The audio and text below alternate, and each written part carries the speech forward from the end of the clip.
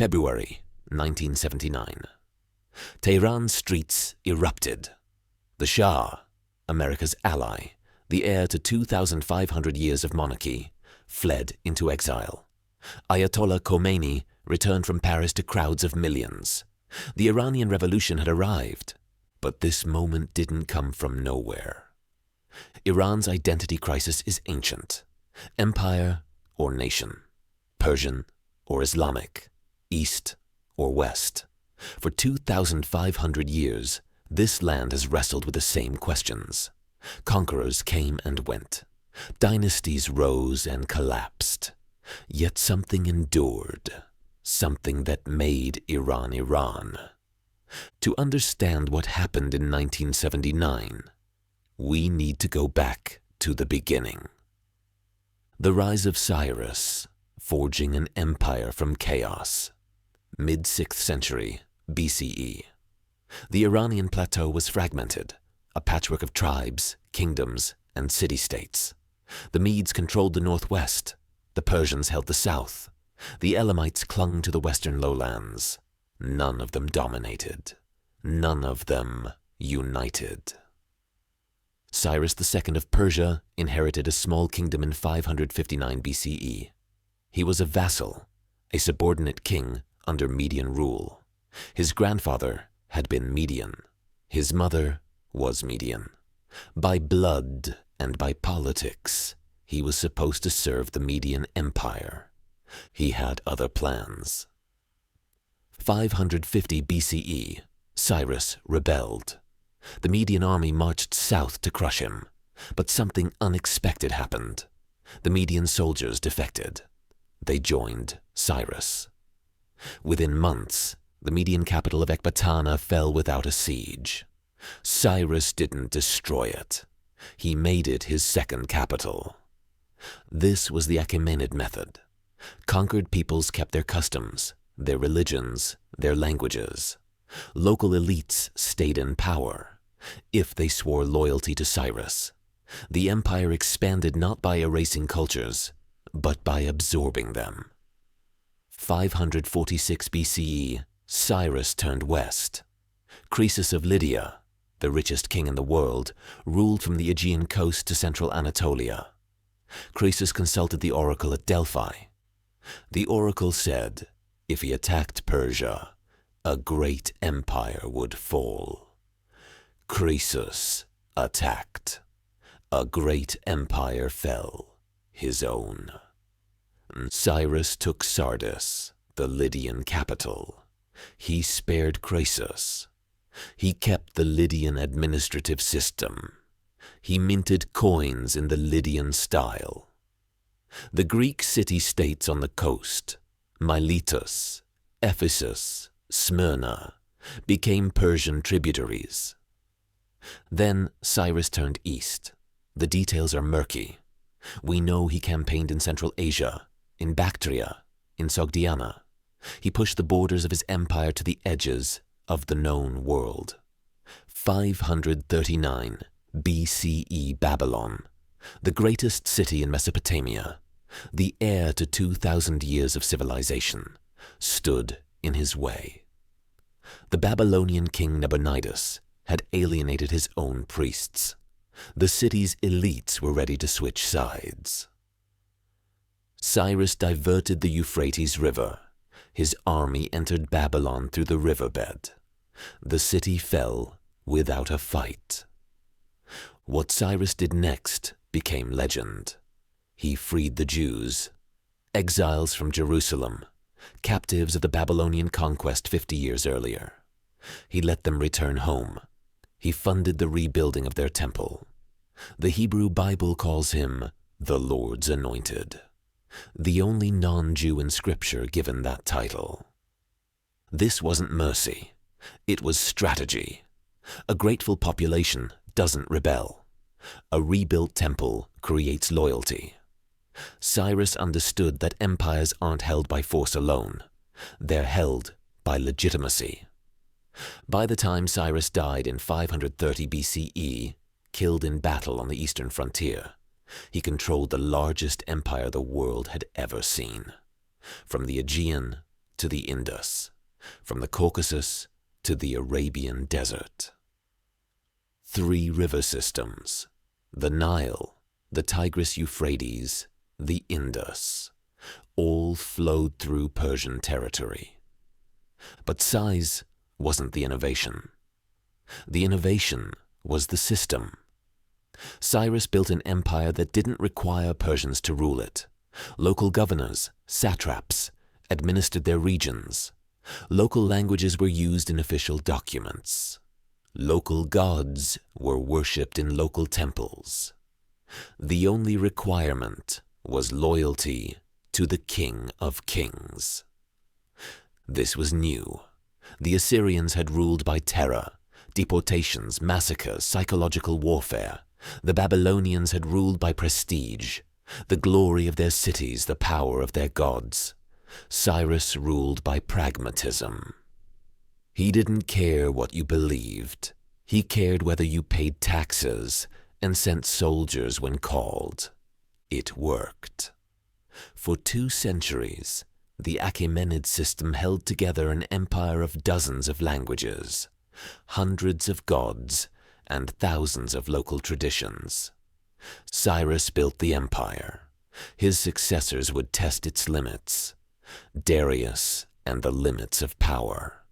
522 BCE. Cyrus was dead. His son Cambyses had conquered Egypt, then died under mysterious circumstances. The empire fractured. Rebellions erupted across the provinces. Babylon declared independence. Media tried to break away. The Achaemenid dynasty seemed finished. Then Darius, a distant cousin, a member of the royal family but not the direct heir, seized power. How he did it remains disputed. The official story, carved into the cliff face at Behistun in 3 languages, claims he crushed a pretender named Gaumata. Modern historians suspect a civil war, a coup, perhaps both. What matters is what Darius did next. He didn't just restore the empire, he rebuilt it. Cyrus had created the structure. Darius engineered the system. The empire was divided into satrapies, provinces governed by appointed officials. Each satrap collected taxes, raised armies, administered justice. But Darius added checks. Royal inspectors, the king's eyes and ears, traveled the provinces, reporting directly to the king. Satraps who grew too powerful were replaced. Satraps who rebelled were crushed. Darius standardized the currency. The gold darik became the common coin from Anatolia to India. Trade exploded. Merchants no longer needed to exchange money at every border. The economy integrated. He built the Royal Road, 1,600 miles from Sardis to Susa. Mounted couriers could cover the distance in 7 days. Messages that once took months now took a week. The empire could respond to crises before they became disasters. This was governance at a scale the world had never seen. Centralized authority, standardized administration, rapid communication. But, and this was crucial, no cultural erasure. Egyptians still worshipped Egyptian gods. Babylonians still used Babylonian law. Jews still practiced Judaism. The system worked because it didn't try to make everyone Persian. But there was a limit, and that limit was Greece. 490 BCE. Darius sent an expedition across the Aegean. The target was Athens, a city that had supported a Greek revolt in Ionia. The Persian fleet landed at Marathon, 26 miles from Athens. The Athenians marched out to meet them. Outnumbered, the Greeks should have lost. They didn't. The Athenian hoplites, heavily armored infantry, broke the Persian line. The Persians retreated to their ships. It was a tactical defeat, not a strategic catastrophe. Persia still controlled Ionia. Persia still dominated the eastern Mediterranean. But the myth was broken. The Persians could be beaten. Darius died in 486 BCE, planning a second invasion. His son Xerxes inherited the throne and the unfinished war. 480 BCE. Xerxes assembled the largest army the ancient world had ever seen. Ancient sources claim millions. Modern estimates suggest 200,000, still massive. The army marched through Thrace, crossed into Greece, and pushed south. The Greeks made a stand at Thermopylae. For 3 days, a small force, led by Sparta's king Leonidas, held the pass. Then a Greek traitor showed the Persians a mountain path. The Spartans were surrounded. They fought to the last man. Xerxes continued south. Athens was evacuated. The city was burned. The Acropolis, the sacred center of Athenian life, was destroyed. But the war wasn't over. The Greek fleet, led by Athens, lured the Persian navy into the narrow straits at Salamis. The Persian ships, too large and too many for the confined waters, couldn't maneuver. The Greeks rammed them, sank them, shattered them. Xerxes watched from a throne on the shore as his fleet was destroyed. The next year, at Plataea, the Greek hoplites defeated the Persian army. Xerxes retreated. The invasion was over. The Persian Wars became the defining narrative of East versus West. The Greeks told the story as a clash of civilizations. Free men against slaves, democracy against tyranny, reason against barbarism. That story echoed through Western culture for 2,500 years. But the Persians saw it differently. Greece was a backwater, poor, divided, insignificant. The real empire was in the east. Egypt mattered. Babylon mattered. Bactria mattered. Greece was a sideshow. And they weren't entirely wrong. After the failed invasions, Persia still controlled Ionia. Greek city-states still paid tribute. The Achaemenid Empire remained the dominant power in the Near East for another 150 years. What the Greeks saw as tyranny, Persians saw as order. What the Greeks celebrated as freedom, Persians dismissed as chaos. The Achaemenid system worked until it met a young Macedonian king who understood both worlds. Alexander and the end of an era. 334 BCE. Alexander III of Macedon crossed the Hellespont with 40,000 men. He was 22 years old. His father, Philip II, had unified Greece and planned the invasion of Persia. Philip was assassinated before he could lead it. Alexander inherited the throne and the war. The Persian Empire he faced wasn't the empire of Xerxes. A century and a half of internal struggles had weakened the center. Satraps fought each other. Court intrigues paralyzed decision-making. The current king, Darius III, was competent, but not exceptional. He inherited a system that still functioned, but barely. Alexander won his first battle at the Granicus River. The Persian satraps had gathered their forces to stop him at the crossing. They failed. Alexander's cavalry, led by the king himself, smashed through the Persian line. Western Anatolia fell. 333 BCE. Darius III finally took the field. He brought the full imperial army, perhaps 100,000 men, to meet Alexander at Issus, on the narrow coastal plain between the mountains and the sea. Darius made a mistake. He chose terrain that negated his numerical advantage. The Persians couldn't outflank the Macedonians. The battle became a grinding fight in confined space, exactly what Alexander's phalanx was built for. Alexander led a cavalry charge directly at Darius. The Persian king, seeing the Macedonian cavalry cutting through his guard, fled. His army, seeing their king retreat, broke. Darius left behind his family, his mother, his wife, his children. Alexander captured them. He treated them with respect. He didn't need to humiliate them. He needed to show he could be a legitimate Persian king. Darius offered terms. He would cede everything west of the Euphrates. He would pay a massive ransom for his family. He would make peace. Alexander refused. He didn't want half the empire. He wanted it all. 331 BCE. The final confrontation came at Gaugamela in northern Mesopotamia. Darius had chosen the ground carefully this time, a vast, flat plain where his chariots and cavalry could maneuver. He had leveled the terrain. He had prepared the battlefield. It didn't matter.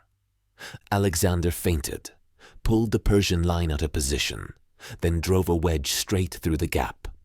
Again he charged directly at Darius. Again, Darius fled. This time, he kept running. The Achaemenid army shattered. Babylon opened its gates. Susa surrendered. Persepolis, the ceremonial capital, the symbol of Achaemenid power, was taken. 330 BCE. Alexander's soldiers looted Persepolis. Then, in an act that remains controversial, the palace complex was burned. Ancient sources disagree on why. Some say it was deliberate, revenge for Xerxes burning Athens. Some say it was an accident during a drunken celebration. Some say Alexander regretted it immediately. What's clear is this.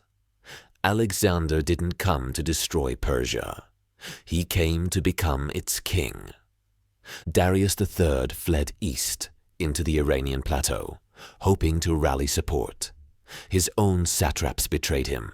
They murdered him, hoping to win favor with Alexander.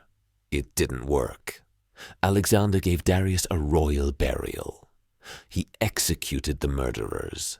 He presented himself as the legitimate successor, the man who would avenge the fallen king and restore order. And that's exactly what he did. Alexander kept the satrap system. He kept Persian administrators in their posts. He kept the tax structure. He kept the royal road. He even adopted Persian court ceremonies. Prostration before the king.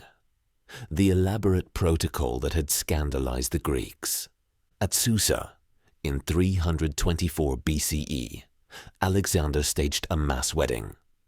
90 Macedonian officers married Persian noblewomen. Alexander himself married Statera, Darius III's daughter. The message was clear. This wasn't a Greek conquest of Persia. This was a fusion. But Alexander had no time to build what he'd envisioned. In 323 BCE, in Babylon, at the age of 32, he died. Probably from fever, possibly from poisoning, the details lost to history. He left no heir, no plan for succession, no structure to hold the empire together. Within months, his generals were at war. The empire fractured. Ptolemy took Egypt. Seleucus took the east. Antigonus tried to hold the center. For 40 years, the wars of the Diadochi, the successors, tore apart what Alexander had built. But something remained. The Macedonians ruled, but they couldn't erase Persia. The administrative systems endured. The trade networks persisted. The cultural fusion Alexander had started continued. The Achaemenid Empire was dead. But its ghost would haunt the Iranian plateau for the next 2,000 years. the Seleucids, and the Parthian resistance. 323 BCE. Alexander's empire died with him. His generals carved up the corpse. Seleucus Nicator, one of Alexander's most capable commanders, took the eastern half, from Syria to Bactria, from Anatolia to the borders of India. The Seleucid Empire claimed the legacy of both Alexander and the Achaemenids. But claiming a legacy and maintaining it are different things. Seleucus and his successors built Greek cities across the Iranian plateau, Antioch in Syria, Seleucia on the Tigris, Icanium in Bactria. These weren't just military outposts, they were transplanted Greek culture, gymnasiums, theaters, temples to Greek gods. Greek became the language of administration, of trade, of the urban elite. Hellenistic culture spread. Greek philosophy mixed with Persian thought. Greek art adopted Persian motifs. In the cities, a hybrid civilization emerged, neither purely Greek nor purely Persian, but something new. But the Iranian plateau resisted absorption. Beyond the cities, in the villages, on the steppes, among the tribes, life continued as it had for centuries. Persian was still spoken. Zoroastrian priests still performed rituals. Local lords still ruled their lands. The Seleucids controlled the urban centers and the trade routes.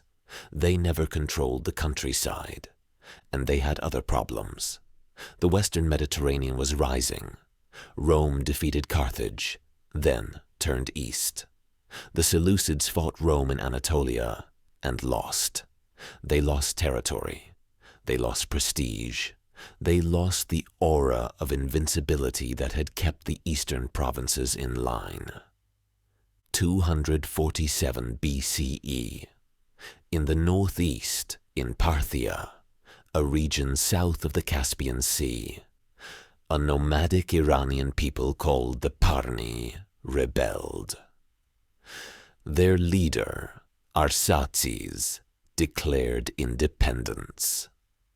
The Seleucids were too distracted by wars in the west to respond effectively. The Parthians weren't trying to restore the Achaemenid Empire. They weren't building a centralized state. They were creating something different. A confederation of semi-autonomous territories held together by feudal loyalty, not bureaucratic control. It worked. By 238 BCE, the Parthians controlled Parthia and Hyrcania. By 209 BCE, they held the Iranian plateau. The Seleucid king Antiochus III tried to reconquer the east. He failed. The Parthians pushed west.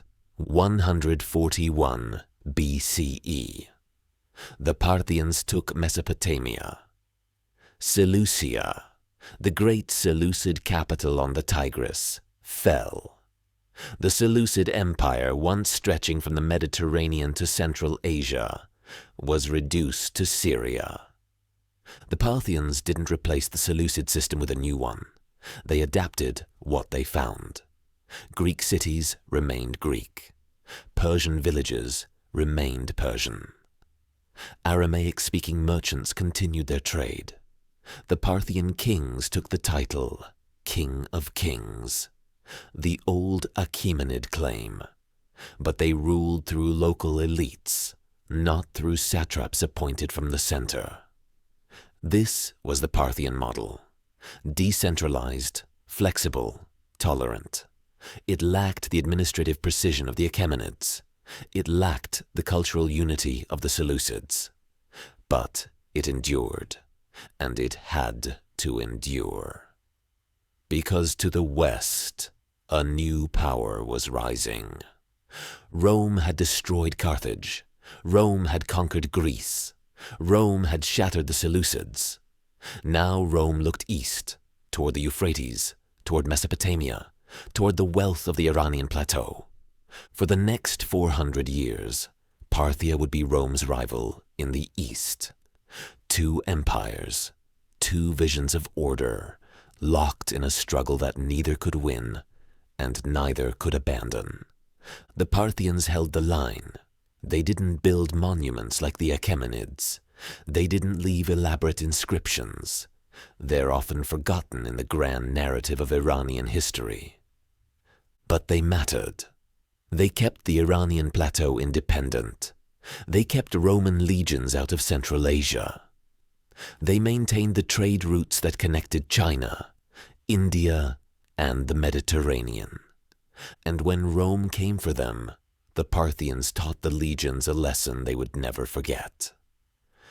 Rome's eastern frontier, the Parthian Wars. 53 BCE, Marcus Licinius Crassus, the richest man in Rome, the man who had crushed Spartacus, the man who craved military glory to match Caesar and Pompey, invaded Parthia. He brought 7 legions, 40,000 men, the finest heavy infantry in the world. They had conquered Gaul. They had subdued Spain. They had broken every enemy Rome had faced. They marched into Mesopotamia. The Parthian king, Orodes II, sent his general Surena to meet them. Surena brought 10,000 cavalry, no infantry, no siege engines, just horsemen, half of them horse archers, half of them cataphracts, heavy cavalry encased in armor, riding armored horses. The armies met at Qarhe, near the modern border of Turkey and Syria. Crassus formed his legions in the standard Roman formation, a dense square of shields and javelins. It had never failed.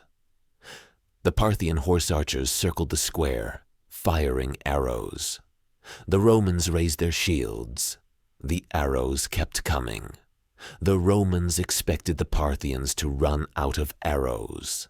They didn't. Camel trains in the rear supplied fresh ammunition. The Romans tried to charge. The horse archers retreated, firing backward from the saddle, the famous Parthian shot. When the Roman lines broke formation to pursue, the cataphracts charged. 2 tons of horse and armor smashed into scattered infantry. The legions disintegrated. Crassus was killed. His head was sent to the Parthian court, where it was used as a prop in a performance of Euripides' The Bacchae. Of the 40,000 Romans who marched into Parthia, fewer than 10,000 returned. Rome had never suffered a defeat like this. Not against Hannibal, not against the Gauls. An entire army, commanded by a member of the first triumvirate, annihilated by an enemy Rome, had dismissed as barbarians. The Parthians had redefined warfare. Heavy infantry couldn't catch light cavalry. Disciplined formations couldn't withstand constant arrow fire. The Roman legion, the weapon that had conquered the Mediterranean, had met its counter. 36 BCE. Mark Antony, now ruling Rome's eastern territories, tried again. He brought 100,000 men, legions, auxiliaries, siege equipment. He invaded Armenia, then pushed into Media, Atropatene, modern Azerbaijan. The Parthians didn't meet him in open battle. They harassed his supply lines. They burned the countryside. They picked off stragglers. Antony's army, deep in hostile territory, began to starve. He retreated. The Parthians pursued. By the time Antony reached Roman Syria, he had lost 30,000 men. Rome learned. You couldn't conquer Parthia with legions alone. You needed cavalry. You needed local allies. You needed patience. The wars continued.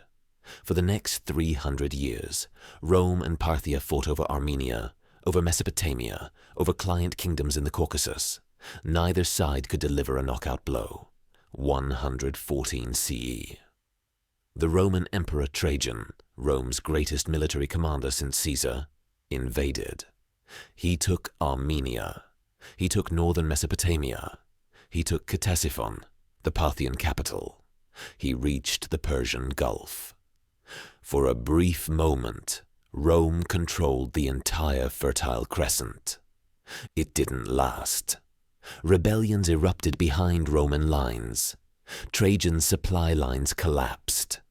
He died in 117 CE, and his successor Hadrian immediately abandoned the eastern conquests. The borders returned to where they had been. The Parthian-Roman wars became a stalemate, a generations-long struggle where neither side could win. But something else was happening, something more important than the wars. Trade continued. Even during the wars, merchants crossed the frontier. Silk from China moved west through Parthian territory. Roman gold moved east. The Silk Road didn't stop for politics. Cultural exchange continued. Roman ambassadors visited the Parthian court. Parthian envoys traveled to Rome. Ideas moved with the merchants. Greek philosophy, Persian astronomy, Indian mathematics. The Parthian system, decentralized, tolerant, flexible, allowed this. There was no Parthian ideology to enforce, no Parthian culture to impose. The empire was a framework, not a civilization. But by the early 3rd century CE, that framework was cracking. The Parthian kings couldn't control their own nobility. Succession crises became constant. Civil wars drained resources. The system that had endured for 400 years was collapsing from within.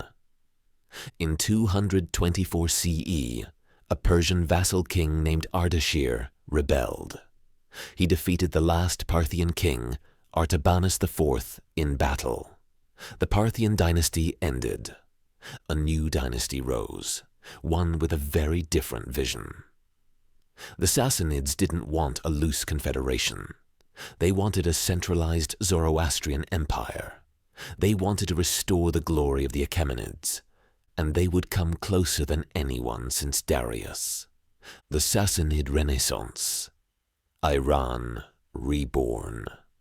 224 CE. Ardashir. I stood over the body of Artabanus IV, the last Parthian king. The battle was over. The Arsacid dynasty, 400 years of Parthian rule, was finished. Ardashir didn't see himself as a revolutionary. He saw himself as a restorer. He claimed descent from the Achaemenids. His family came from Fars, Perses, the Persian heartland, the same region Cyrus had ruled 800 years earlier. The Sassanid name came from his grandfather, Sassan, a priest at the temple of Anahita in Istakhr, near the ruins of Persepolis. This wasn't just propaganda. It was a program. Ardashir wanted to rebuild what the Parthians had let decay. A centralized empire, a unified religion, a Persian identity.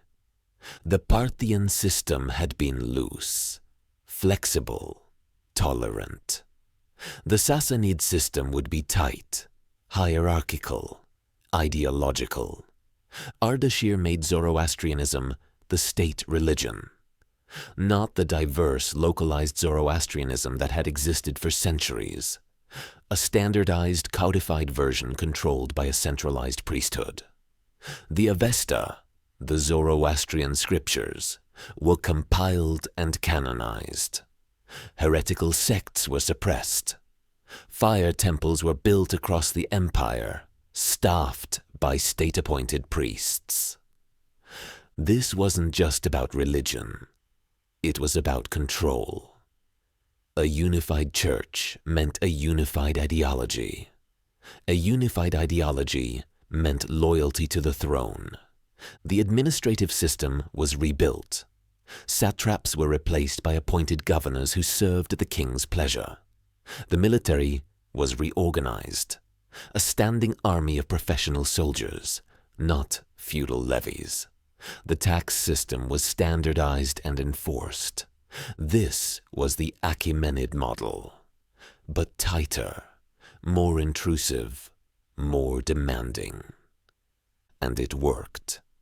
Ardashir's son, Shapur I, inherited a functioning empire. He used it to humiliate Rome. 260 CE, the Roman Emperor Valerian invaded Mesopotamia with 70,000 men. Shapur met him at Edessa. The battle was a slaughter. Valerian was captured, the first Roman emperor ever taken prisoner by a foreign power. Shapur didn't just defeat Rome, he humiliated it. Valerian was kept as a trophy. According to later accounts, Shapur used the Roman emperor as a footstool when mounting his horse. When Valerian died, his skin was stuffed and displayed in a Zoroastrian temple. Rome never forgot. For the next 400 years, the memory of Edessa haunted Roman policy in the east. But Shapur wasn't just a conqueror. He was a builder. He founded cities. He resettled populations. Roman prisoners were brought east and given land, their skills used to build infrastructure. Greek engineers, Syrian craftsmen, Roman soldiers who switched sides and joined the Sassanid army. The Sassanid court became a center of learning. Greek texts were translated into Pahlavi, Middle Persian. Indian texts on astronomy and mathematics arrived via the Silk Road and were studied, copied, refined. The Academy of Gondishapur, founded under Shapur I, became one of the great intellectual centers of the ancient world, rivaling anything in the Roman Empire. Medicine, philosophy, astronomy. Gondishapur preserved an advanced knowledge that would later flow into the Islamic Golden Age. Shapur I issued an edict of religious tolerance. Christians, Jews, Buddhists, Manichaeans, all were allowed to practice as long as they didn't threaten the state. Mani, the founder of Manichaeism, was welcomed at the Sassanid court. Shapur saw no contradiction between enforcing Zoroastrianism as the state religion and allowing other faiths to exist. This was pragmatism, not pluralism. A diverse empire needed diverse subjects. As long as they paid taxes and didn't rebel, their gods didn't matter. The Sassanid Empire reached its peak under Khosrow I Anushirvan, Khosrow the Immortal Soul, who ruled from 531 to 579 CE. Khosrow reformed the tax system, shifting from a percentage of harvest to a fixed land tax. This stabilized revenue and reduced corruption. He reformed the military, creating 4 regional commands that could respond to threats without waiting for orders from the capital. He reformed the bureaucracy, promoting based on merit rather than birth. Agricultural production increased. New irrigation systems were built. The population grew. Trade flourished. Khosrow's court attracted scholars from across the known world. When the Byzantine Emperor Justinian closed the Neoplatonist Academy in Athens in 529 CE, the philosophers fled to Ctesiphon. Khosrow welcomed them. Greek philosophy, Persian thought, and Indian mathematics mixed in the Sassanid capital. This was the Sassanid Renaissance, a golden age of administration, culture, and military power. But it rested on a foundation that was starting to crack. The rivalry with Rome, now Byzantium, was draining resources. The wars never stopped. The borders shifted back and forth. Neither empire could win. neither empire could afford to lose, and in the early 7th century, that rivalry would nearly destroy both of them. The Eternal War, Sassanids versus Byzantium. By the 6th century, the Roman-Persian conflict had lasted 700 years. It had outlived empires, dynasties, religions. The Romans became Christians. The Parthians became Sassanids. The names changed. The war continued. It was a war neither side could win and neither side could abandon. The border ran through Armenia, through Mesopotamia, through the Caucasus. It shifted with every generation. A Sassanid king would push west, take Roman territory, declare victory. A Byzantine emperor would counterattack, retake the lost ground, declare victory. Then the cycle would repeat. Both empires were exhausted. Both empires were bankrupt. Both kept fighting. 590 CE. The Sassanid king Hormizd IV was overthrown by his own generals. His son, Khosrau II, Parviz, Khosrau the Victorious, fled to Byzantine territory. He made a deal with the Byzantine Emperor Maurice. "Help me retake my throne, and I'll cede you Armenia." Maurice sent an army. Khosrau reclaimed the Sassanid throne. He kept his promise. Armenia became Byzantine. For a brief moment, peace seemed possible. 602 CE. The Byzantine army mutinied. Maurice was overthrown and executed. A centurion named Phocas seized the throne. Khosrau had an excuse. Maurice had been his ally, his benefactor, almost his father. Phocas was a usurper, a murderer. Khosrau would avenge Maurice and reclaim Armenia. What followed was the most ambitious Sassanid campaign since Shapur I. Khosrau didn't just raid the frontier, he invaded. 604 CE, the Sassanids took Dara, a key Byzantine fortress. 607 CE, they took Edessa. 609 CE, they invaded Anatolia. 611 CE, they took Antioch, one of the greatest cities in the Christian world. Then Khosrau turned south. 613 CE, Damascus fell. 614 CE, Jerusalem fell. The Sassanid army sacked the Church of the Holy Sepulchre and took the true cross. The relic Christians believed was the actual cross of Christ's crucifixion. Back to Ctesiphon as a trophy. This wasn't just conquest. This was humiliation. 619 CE, Egypt fell. The richest province in the Byzantine Empire. The breadbasket that fed Constantinople was now Sassanid. Byzantine tax revenue collapsed. The empire was on the edge of bankruptcy. 622 CE Sassanid armies reached the Bosphorus. They camped within sight of Constantinople's walls. The Byzantine Empire was reduced to the capital and a few scattered provinces. Khosrau controlled everything from the Caucasus to the Nile. It was the greatest Sassanid triumph since the Achaemenids. Khosrau II ruled an empire that rivaled Darius I. He had avenged Maurice. He had shattered Byzantium. He had restored Persian glory. But he had overreached. The Byzantine Emperor Heraclius, who had overthrown Phocas in 610, spent years rebuilding the army. He couldn't defend the eastern provinces. He didn't try. Instead, he did something unexpected. 627 CE. Heraclius invaded the Sassanid heartland. He bypassed the frontier fortresses, marched through Armenia, and struck directly into Mesopotamia. The Sassanid army, scattered across a dozen provinces, couldn't respond in time. December 627.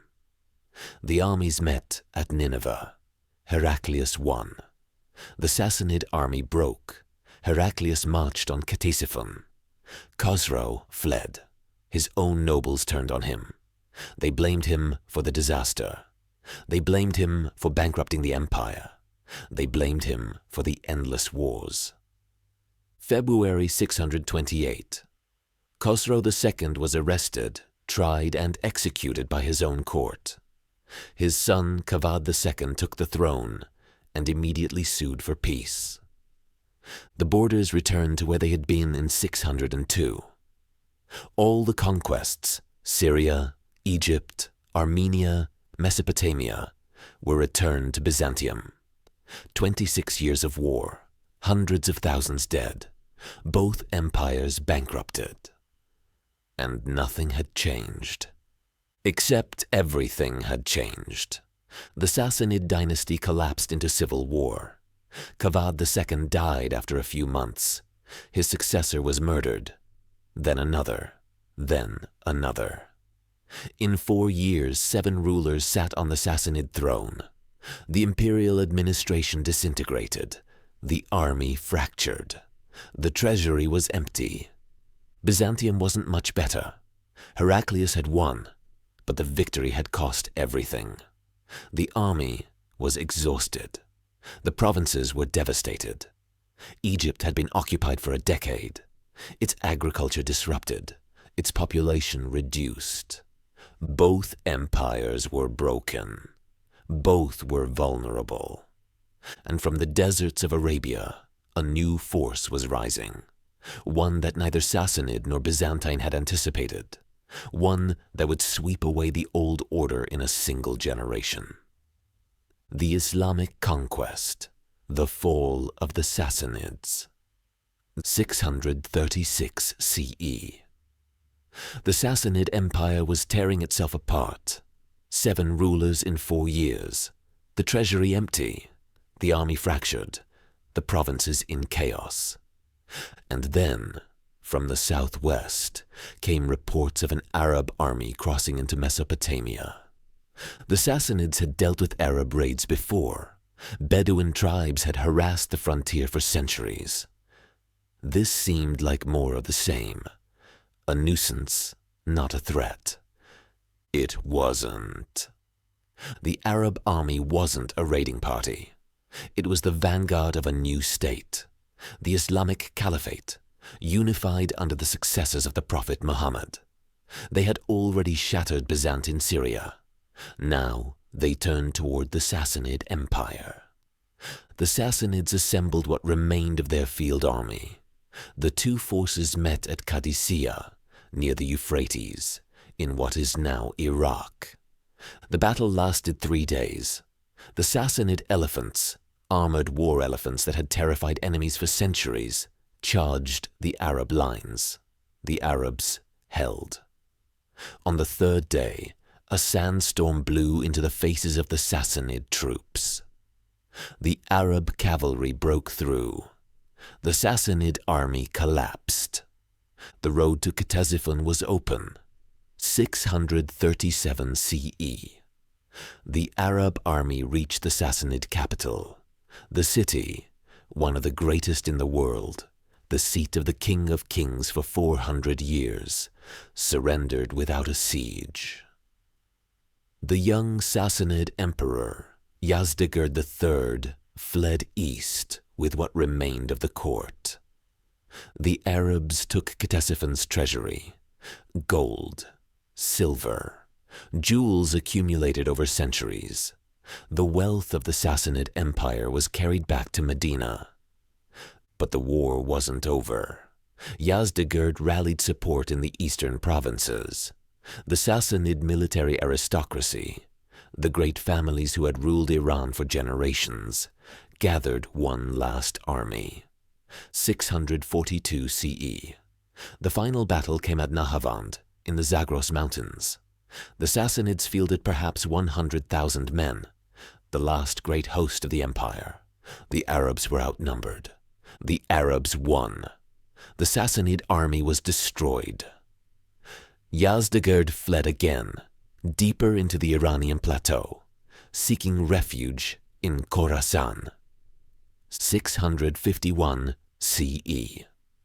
Yazdegerd III, the last Sassanid emperor, was murdered by a local miller in Merv. He died alone, abandoned by the nobility that had once sworn loyalty to the King of Kings.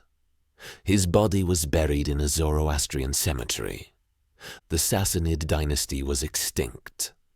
The story we've been told is simple. The Muslim Arabs, strengthened by faith, swept across the Near East in a lightning conquest. They destroyed the Sassanid Empire in a decade. They replaced Persian rule with Arab rule, Zoroastrianism with Islam. But the reality was more complicated. The conquests weren't as fast as the myth suggests. It took decades, not years, to secure the Iranian plateau. Resistance continued in the mountains, in the cities, in the countryside. Local rulers switched sides, then switched back. The Arabs controlled the main cities and the trade routes. The countryside remained contested. And many Sassanid elites didn't resist at all. They joined the Arabs. The Sassanid military aristocracy, the great families, the cataphract cavalry, the administrative class, had a choice. Fight a losing war for a dead dynasty, or join the new order and keep their lands, their status, their power. Many chose the latter. The Arab army that conquered Iran wasn't purely Arab. It included Sassanid defectors. It included Arab tribes that had lived in Mesopotamia for generations, serving as Sassanid auxiliaries. It included Persian-speaking soldiers, who simply switched allegiance when the Sassanid center collapsed. The administrative structure remained largely intact. The tax system continued. The bureaucrats kept their posts. They just reported to Medina instead of Ctesiphon. The language of administration in the eastern provinces remained Pahlavi for decades. This wasn't a foreign invasion erasing a native civilization. This was a change at the top of the power pyramid. The Sassanid family was gone. The Zoroastrian state church lost its official status. But the structures beneath, the landowning families, the urban merchants, the village headmen, remained. The question isn't why the Sassanids fell so quickly. The question is what happened next. Did Islam erase Persian culture? Did the Arabs destroy Iranian identity? The answer would take centuries to unfold, and it would surprise everyone. 2 centuries of continuity. Iran after Islam. The myth has endured for centuries. After the Arab conquest, Iranian culture was silenced. The Persian language disappeared. Zoroastrianism was crushed.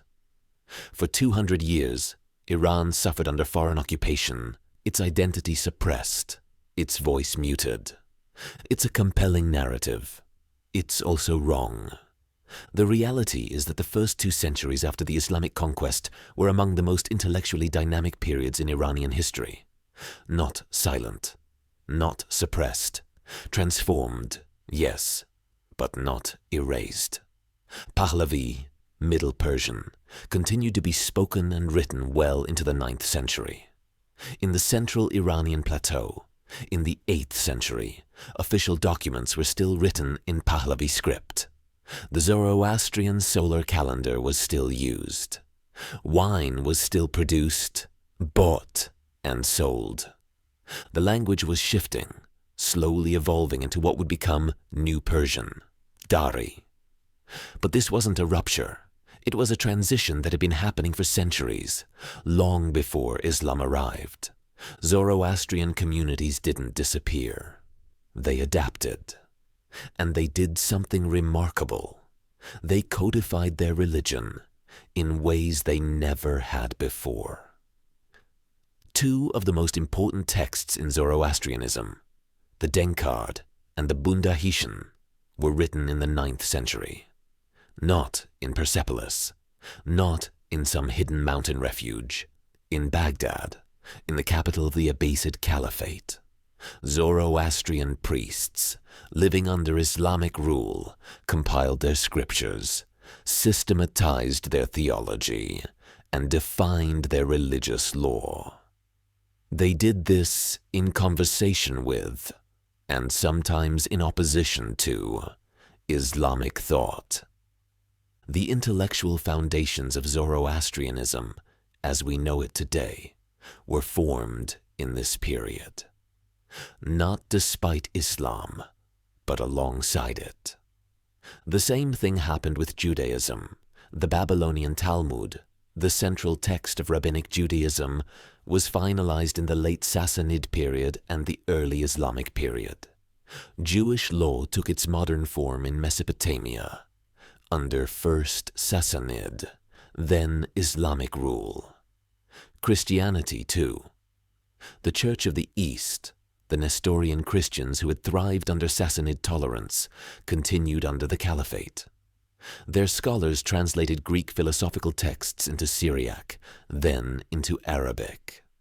They staffed the hospitals. They taught medicine at Gondishapur. This wasn't 2 centuries of silence. This was 2 centuries of dialogue. Islamic theology was being formed in this period. The early Muslims were asking fundamental questions. What is God's nature? Is the Quran created or eternal? Do humans have free will? What is justice? These weren't abstract debates. These were questions that shaped political philosophy, legal systems, and social order.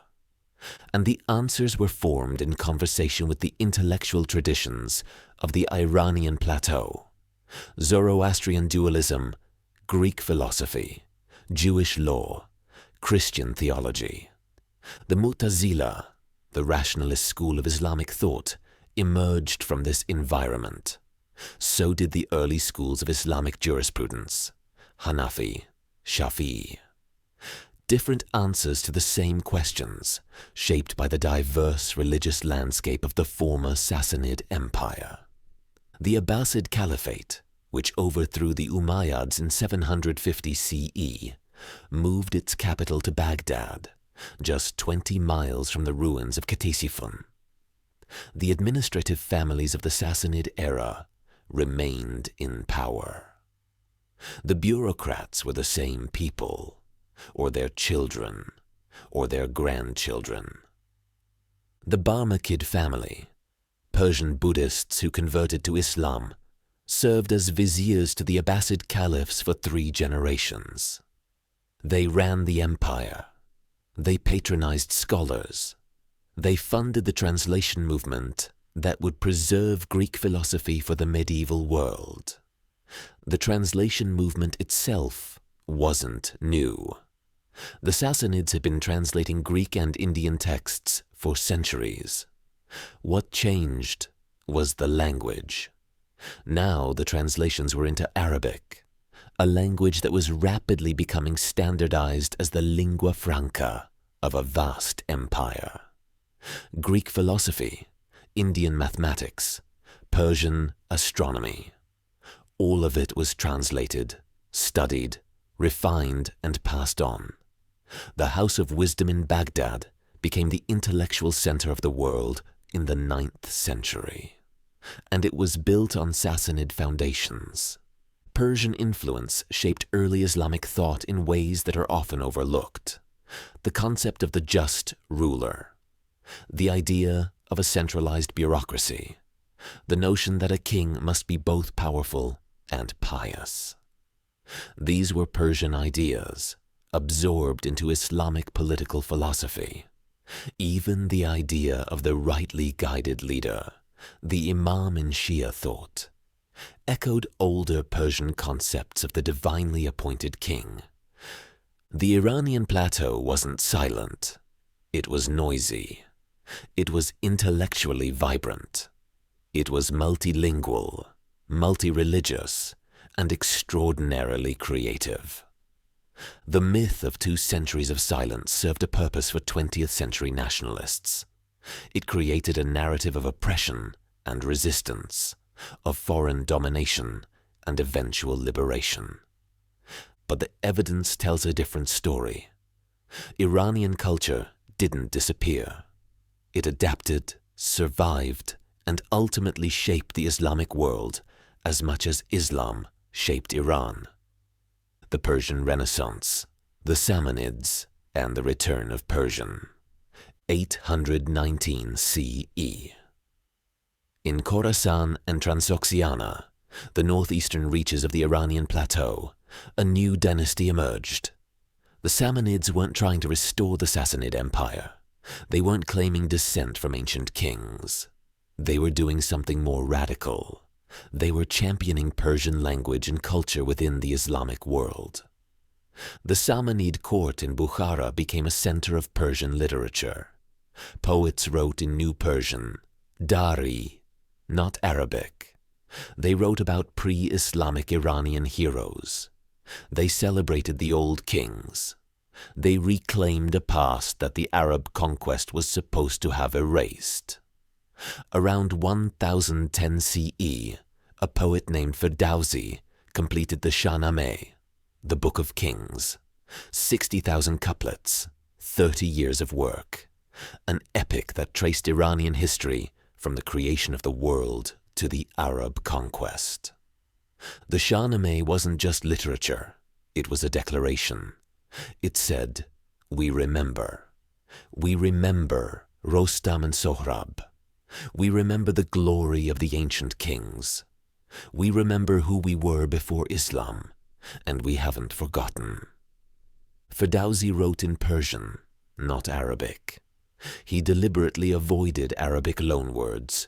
He wanted to prove that Persian could stand on its own, that it didn't need Arabic to express complex ideas, to tell grand stories, to create beauty. The Shahnameh became the defining text of Persian identity. It was copied, recited, illustrated. It spread from Bukhara to Baghdad to Anatolia to India. Every Persian-speaking court had a copy. Every educated person knew its stories. And here's what's remarkable. The Islamic rulers embraced it. The Ghaznavids, a Turkic dynasty that conquered much of the eastern Iranian plateau, made Persian their court language. The Seljuks, another Turkic dynasty, did the same. The Mongols, when they conquered Iran 2 centuries later, adopted Persian as the language of administration. Persian became the prestige language of the Eastern Islamic world.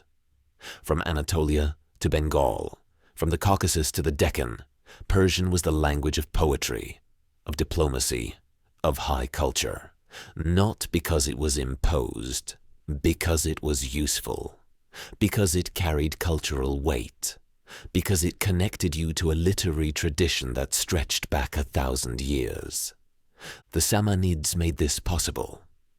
They proved that Persian culture could thrive within the Islamic world, not in opposition to it, but as part of it. A Muslim could be Persian. A Persian could be Muslim. The 2 identities weren't contradictory. This was the Persian Renaissance. Not a restoration of the Sassanid Empire, but the creation of something new, a Persian Islamic synthesis that would define the region for the next millennium. The Samanids fell in 999 CE, conquered by Turkic dynasties from Central Asia. But their legacy endured. Persian remained the language of culture and administration across a vast territory. The Shahnameh remained the defining epic. The synthesis they created, Persian culture, within an Islamic framework, became the model. Political unity remained elusive. Iran fragmented again and again. Dynasties rose and fell. Borders shifted.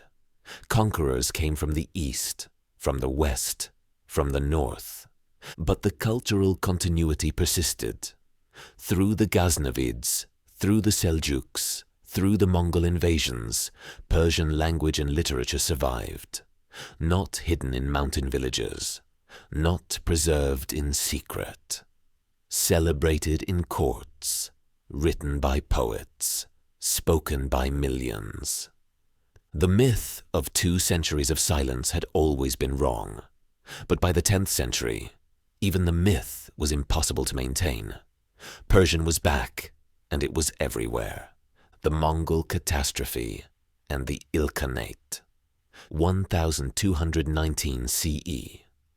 A merchant caravan from the Mongol Empire arrived at the city of Otrar, on the eastern edge of the Khwarezmian Empire.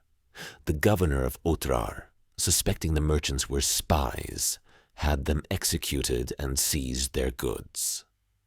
The Khwarezmian Shah, Ala ad-Din Muhammad, refused to punish the governor. He refused to apologize. He sent back Genghis Khan's ambassadors with their beards shaved, a deliberate insult. Genghis Khan had unified the Mongol tribes. He had conquered northern China.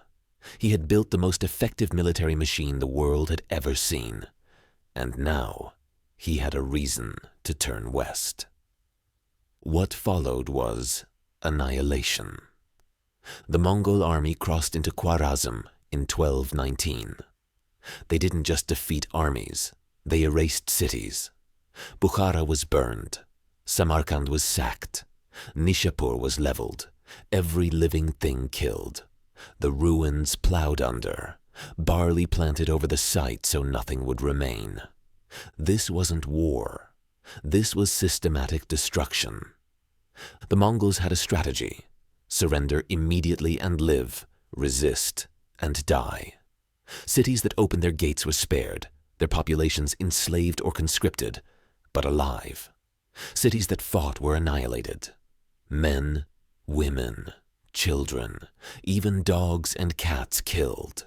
The buildings burned, the irrigation systems destroyed. The Khwarezmian Shah fled. He died on an island in the Caspian Sea, abandoned by his own men. His son, Jalal ad-Din, fought on for years, winning occasional victories, but the outcome was inevitable. By 1221, the Khwarezmian Empire was gone. The destruction was staggering. Merv, one of the greatest cities in the Islamic world, a center of learning with libraries that rivaled Baghdad, was destroyed. Herat fell. Balkh fell. The population of Khorasan, the heartland of Persian culture, was reduced by half, perhaps more. The irrigation systems that had sustained agriculture for millennia were shattered. Canals were filled with rubble. Dams were broken. Fields turned to desert. The population collapse wasn't just from massacre. It was from the collapse of the infrastructure that made life possible. 1256 CE Hulagu Khan, grandson of Genghis, led a new Mongol army into the Middle East. His target was the Abbasid Caliphate. Baghdad had been the center of the Islamic world for 500 years. The Abbasid Caliph was the symbolic head of Sunni Islam, the heir to the Prophet's legacy. The city's libraries held centuries of accumulated knowledge, philosophy, science, poetry, history. February 1258. The Mongols breached Baghdad's walls. What followed was a massacre. Estimates range from tens of thousands to hundreds of thousands dead. The caliph was executed, rolled in a carpet and trampled by horses, according to legend, so his blood wouldn't touch the ground. The libraries were thrown into the Tigris.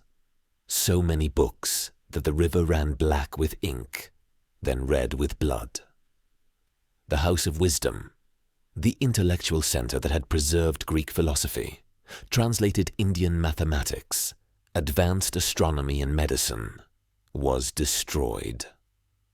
The Abbasid Caliphate, which had ruled for over 500 years, ended in a week. Hulagu established the Ilkhanate, the Mongol state that ruled Iran and Mesopotamia. It was part of the larger Mongol Empire, answering to the Great Khan in China. But distance and politics soon made it effectively independent. And then, something unexpected happened. The Mongols converted. Within a generation, the Ilkhans adopted Islam. Ghazan Khan, who ruled from 1295 to 1304, made Islam the state religion.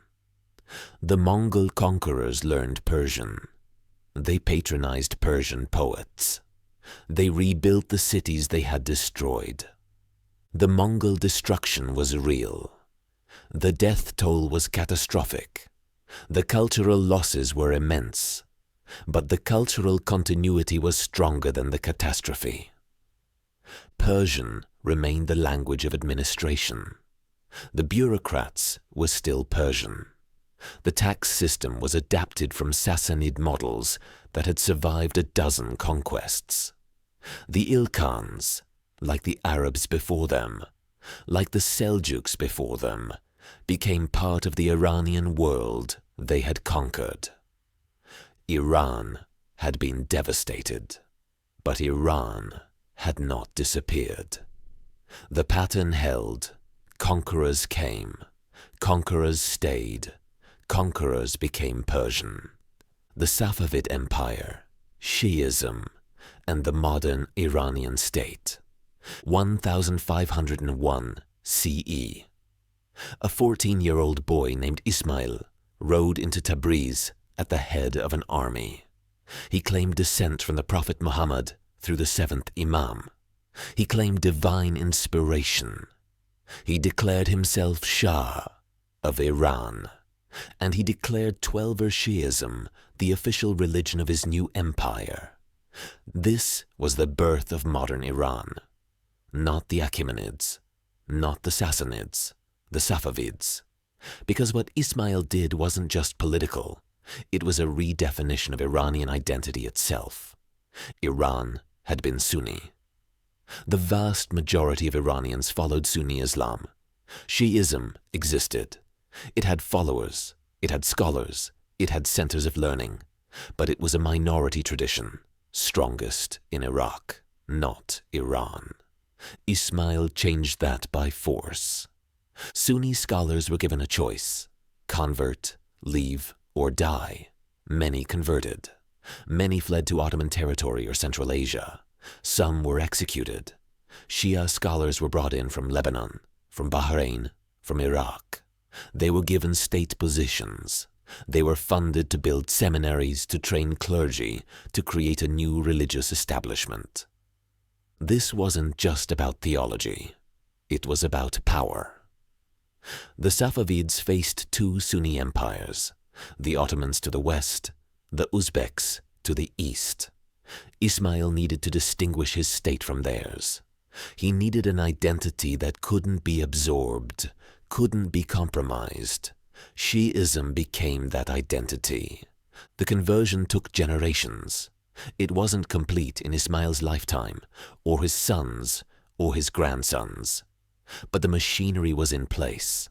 State-sponsored clergy, mandatory religious instruction, Shia rituals enforced in public life. By the 17th century, Iran was Shia, and it has remained Shia ever since. Shah Abbas I, Abbas the Great, ruled from 1588 to 1629. He inherited an empire under threat. The Ottomans held Iraq. The Uzbeks raided from the northeast. Internal rebellions weakened the center. Abbas rebuilt everything. He created a standing army loyal to the throne, not to tribal chiefs. He recruited soldiers from the Caucasus, Georgians, Armenians, Circassians. who had no tribal ties in Iran, who depended entirely on the Shah for their position.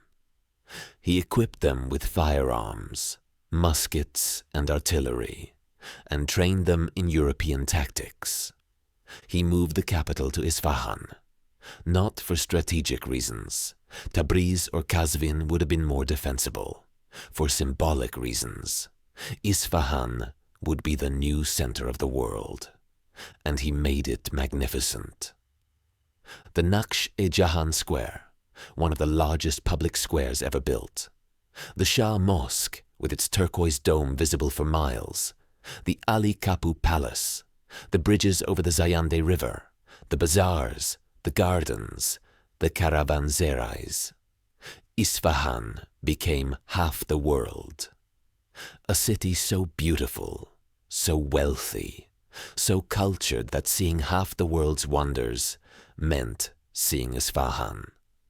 Abbas didn't just build monuments, he built an economy. He encouraged trade with Europe. Portuguese, Dutch, English merchants established trading posts in the Persian Gulf. He resettled Armenian merchants from Julfa to Isfahan, giving them their own quarter, their own churches, their own trade networks. The Armenians became the financial backbone of the empire, connecting Persian silk to European markets. Safavid art reached heights not seen since the Sassanids. Persian miniature painting, intricate, jewel-toned depictions of courtly life, of epic battles, of mystical visions, became the defining art form. The Shahnameh was illustrated in editions so elaborate that single pages took months to complete. Calligraphy, carpet weaving, tile work, every art form was refined, perfected, elevated. But the Safavid state was fragile. It depended on the Shah's personal authority. It depended on tribal militias who resented centralization. It depended on religious legitimacy that could be challenged by more radical clerics. The Safavid-Ottoman rivalry defined the region for 2 centuries. They fought over Iraq, over the Caucasus, over eastern Anatolia. The borders shifted back and forth. Both empires spent fortunes on wars that neither could win. And then, in 1722, the system collapsed. An Afghan tribal leader named Mahmud Hotak rebelled in Kandahar.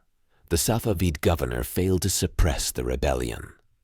Mahmud marched on Isfahan with 20,000 men. The Safavid army, weakened by decades of neglect, couldn't stop him. Isfahan, the city that was half the world, was besieged. The siege lasted 6 months. Starvation killed thousands. When the city finally surrendered, Shah Sultan Hussein abdicated. The Safavid dynasty, which had ruled for 220 years, was finished. The empire fragmented. Afghans held Isfahan. Ottomans invaded from the west. Russians pushed south into the Caucasus. Iran, for the first time in centuries, ceased to exist as a coherent state. But the Safavid legacy endured. Shi'ism remained the defining feature of Iranian identity. The administrative structures survived. The cultural achievements, the art, the architecture, the literature remained. Iran would be rebuilt. But it would never again be what it was under the Safavids. The Qajar era, decline and humiliation. The 18th century was chaos. After the Afghan sack of Isfahan in 1722, Iran fractured. Warlords carved out territories. Tribes fought each other. The Safavid dynasty was extinct, but no one could replace it. Then came Nader Shah. Nader was a military genius. He expelled the Afghans. He reconquered the Caucasus. He invaded India and sacked Delhi, bringing back the peacock throne and enough treasure to suspend taxes in Iran for 3 years. At his height, Nada controlled an empire rivaling the Safavids, but he was paranoid, cruel, and erratic. He blinded his own son. He massacred entire cities on suspicion of disloyalty. When he was assassinated in 1747, his empire died with him. Another round of civil wars. Another scramble for power. 1794. Aga Muhammad Khan, leader of the Qajar tribe, seized control. He defeated his rivals brutally. He made Tehran his capital, a minor town at the foot of the Alborz Mountains, chosen because it was Qajar tribal territory. He declared himself Shah. The Qajar dynasty would rule Iran for 131 years, and in those 131 years, Iran would lose more territory, more sovereignty, and more dignity than at any time since the Arab Conquest. Aga Muhammad Khan was competent, but the empire he built was weak. The tribal confederation system that worked for the Safavids no longer functioned. The economy was stagnant, the military was outdated, the bureaucracy was corrupt, and Iran's neighbors were modernizing. Russia, under Catherine the Great and her successors, expanded south. The Caucasus, Georgia, Armenia, Azerbaijan had been Iranian territory for centuries. Now Russia wanted it. 1804 to 1813. The First Russo-Persian War. Iran lost. The Treaty of Gulistan ceded Georgia, Dagestan, and most of Azerbaijan to Russia. The northern border, stable since Sassanid times, collapsed. 1826 to 1828, the Second Russo-Persian War. Iran tried to reclaim the lost territories. Russia crushed them. The Treaty of Turkmenchay was a humiliation. Iran ceded the rest of the Caucasus. Iran paid a massive indemnity. Russian merchants gained extraterritorial rights. They couldn't be tried in Iranian courts. The Qajar Shahs couldn't protect their own territory. They couldn't defend their own sovereignty. Britain controlled the Persian Gulf. They didn't invade. They didn't need to. They dominated trade. They manipulated tribal chiefs. They made sure no other European power gained influence in southern Iran. The Qajars, caught between Russia and Britain, had no room to maneuver.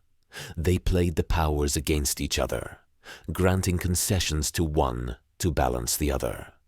It didn't work. Both powers took what they wanted. The Qajars sold everything: tobacco concessions, mining concessions, railway concessions.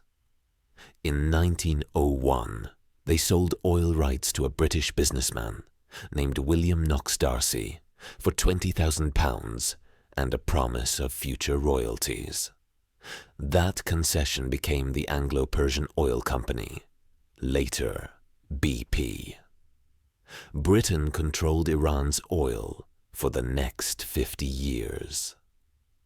The Iranian people watched their country being carved up and sold off. They saw their shahs grow rich from foreign payments while the country stagnated. Resentment grew. 1906. The Constitutional Revolution. Merchants, clerics, intellectuals, an unlikely coalition, demanded limits on royal power. They wanted a parliament. They wanted a constitution. They wanted Iran to modernize, to catch up with the world. The Shah agreed. Iran got its first constitution, its first elected parliament. For a brief moment, reform seemed possible. It wasn't. The Shah undermined the parliament. Russia and Britain supported whichever faction served their interests. The constitutional experiment collapsed into factional fighting. The Qajars couldn't modernize. They couldn't centralize. They couldn't defend the borders. They couldn't stop the foreign exploitation. By 1921, the dynasty was universally despised, seen as weak, corrupt, and subservient to foreign powers. In February 1921, a military officer named Reza Khan staged a coup. Within 4 years, he would depose the last Qajar Shah and declare himself Reza Shah Pahlavi. Iran's last monarchy was about to begin, and it would end in revolution. Reza Shah and the Pahlavi Modernization. Reza Khan didn't wait long. In 1921, he was a colonel leading a Cossack brigade. By 1923, he was Minister of War and the most powerful man in Iran. In 1925, the parliament voted to depose the last Qajar Shah and offered Reza Khan the throne. He accepted. He took the name Pahlavi, a reference to the Middle Persian language of the Sassanids. The message was clear. This was a new dynasty, rooted in ancient Persian glory, not the tribal politics of the Qajars. Reza Shah was a modernizer, not a gentle reformer, a forced modernizer. He looked at Ataturk in Turkey and saw a model. Centralize power, secularize society, build infrastructure, catch up with Europe by any means necessary. He built the Trans-Iranian Railway, 1,400 kilometers from the Caspian Sea to the Persian Gulf, cutting through some of the most difficult terrain in the world. It took 11 years and cost a fortune. But it connected the country.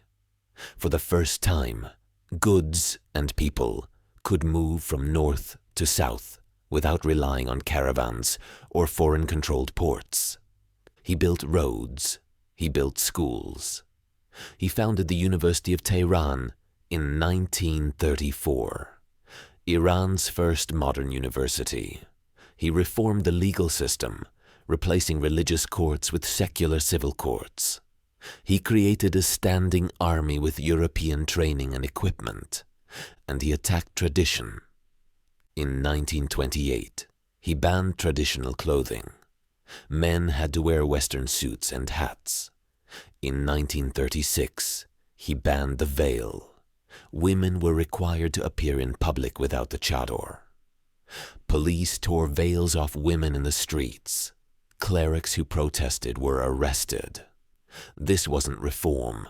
This was cultural warfare. Reza Shah believed Iran's backwardness came from its traditions, from the clergy, from the tribes, from the old ways.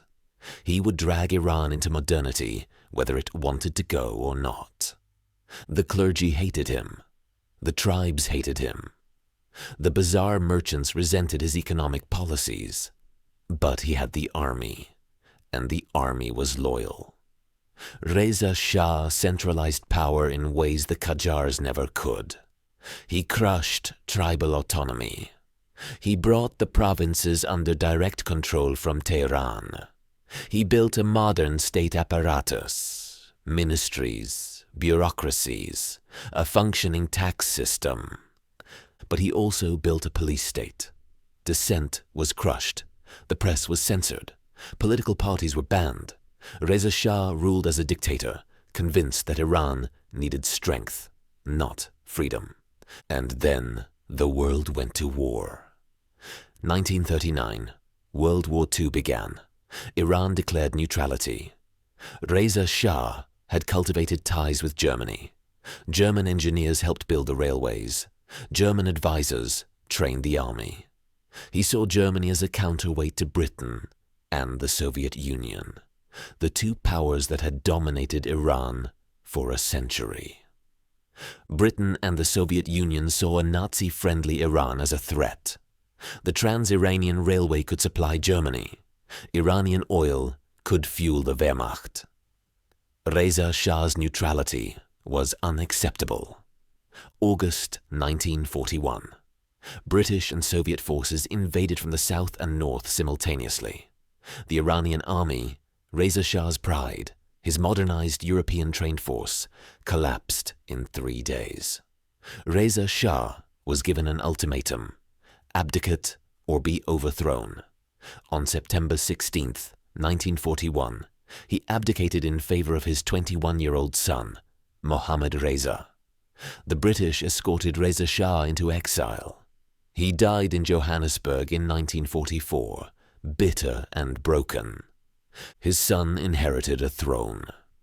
But the country was occupied, the economy was collapsing, and the Iranian people were about to endure one of the darkest chapters in their history. The Allied occupation and the Great Famine, 1941 to 1945. Iran declared neutrality in World War II. It didn't matter. August 1941.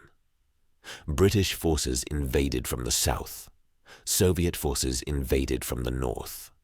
Reza Shah's modernized army collapsed in 3 days. His 21-year-old son, Mohammad Reza, took the throne. The country was occupied. The Allies didn't come as liberators. They came for the Trans-Iranian Railway, the supply line that could move weapons and materials from the Persian Gulf to the Soviet Union. They seized control of the railway. They requisitioned half of Iran's trucks. 75% of the country's food distribution capacity disappeared overnight. The remaining transport infrastructure collapsed. No spare parts, no maintenance. Trucks broke down and were abandoned. The cost of living increased by over 700% in 2 years. 1942. A poor harvest in the south. Famine spread through British-occupied zones. Britain promised to supply grain. The grain never came. Iran appealed to the United States. The Americans refused. December 8, 1942. The Tehran bread riot. Thousands took to the streets. Prime Minister Ahmad Kavam ordered police to open fire. Protesters died. Police died. In Kermanshah, the streets filled with starving people. 15 deaths per day from hunger. February 1942. Typhus broke out. The hospital closed because the doctors were infected. A British intelligence report from March 1942. The streets are full of starving beggars. 15 dying daily from hunger and typhus. The Soviets blocked food shipments from the north. They claimed they needed resources for the war against Germany. Fall 1943. General Patrick Hurley, advisor to President Roosevelt, visited Iran. He saw corpses in the streets. He heard women and children crying. The 1953 coup and the road to revolution. When the war ended, Iran was broken. The famine had killed tens of thousands, perhaps millions. The economy was shattered. The young Shah was weak, propped up by foreign powers. The Iranian people were angry, and Iran had oil. 1951.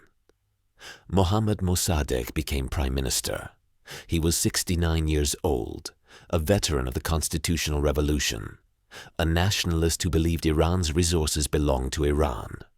His first act was to nationalize the oil industry. The Anglo-Iranian Oil Company, British-owned, British-controlled, had extracted Iranian oil for 50 years. It paid Iran a fraction of the profits. The terms of the 1901 concession were so one-sided that even the British government admitted they were unfair. Mossadegh ended it. The Majlis voted to nationalize. Iranian workers took control of the Abadan refinery, the largest in the world. The British were expelled. Britain was furious. Prime Minister Clement Attlee considered military intervention. His successor, Winston Churchill, was even more aggressive. But Britain couldn't invade. Not after World War II, not with its empire collapsing, not without American support. So Britain turned to the Americans. The CIA was reluctant at first. President Truman refused to help. But in 1953, Eisenhower took office. His administration saw Mossadegh differently, not as a nationalist, but as a communist sympathizer. Iran was on the Soviet border. If Mossadegh fell, Iran might go communist. The domino theory applied. The CIA and MI6 planned a coup, Operation Ajax. Kermit Roosevelt Jr., grandson of Theodore Roosevelt, ran it from Tehran. The plan was simple. Turn the military against Mossadegh, make it look like a popular uprising, restore the Shah's authority. August 1953. The first attempt failed. The Shah fled to Rome. Mossadegh seemed secure. Then the CIA tried again. They paid protesters. They bribed military officers. They spread propaganda claiming Mossadegh was a communist. August 19th, 1953. General Fazlollah Zahedi, backed by CIA money and royalist officers, arrested Mossadegh. The Shah returned from exile. Mossadegh was tried, convicted, and placed under house arrest. He would remain there until his death in 1967. The coup succeeded, but it poisoned everything that came after. The Shah became increasingly authoritarian. He created Savak, the secret police, trained by the CIA and Mossad. Savak monitored, arrested, tortured. Dissent was crushed. Political parties were banned. The press was censored. Oil wealth poured in. The Shah used it to modernize roads, dams, schools, hospitals. He launched the White Revolution in 1963, land reform, literacy campaigns, women's suffrage. On paper, Iran was progressing, but the wealth was unevenly distributed. The gap between rich and poor widened. Corruption flourished. The Shah's family and their allies grew rich while millions remained poor. The White Revolution alienated the clergy. Land reform threatened their economic base. Religious endowments controlled vast estates. Giving women the vote violated their interpretation of Islamic law. The Shah's secularization campaign, banning clerical dress in public, promoting Western culture, was seen as an attack on Islam itself. 1964. Ayatollah Ruhollah Khomeini, a cleric from Qom, gave a speech denouncing the Shah. He called the regime illegitimate. He accused the Shah of subservience to America. He was arrested and exiled, first to Turkey, then to Iraq, finally to France. From exile, Khomeini became the voice of opposition. His sermons were recorded on cassette tapes and smuggled into Iran. He argued that monarchy was un-Islamic, that clerics should rule, that Iran needed an Islamic government. The Shah ignored him. The opposition was fragmented. Communists, nationalists, Islamists, all with different visions for Iran. Savak kept them suppressed. The economy was growing. The military was strong. The Shah believed he was secure. He was wrong. 1978.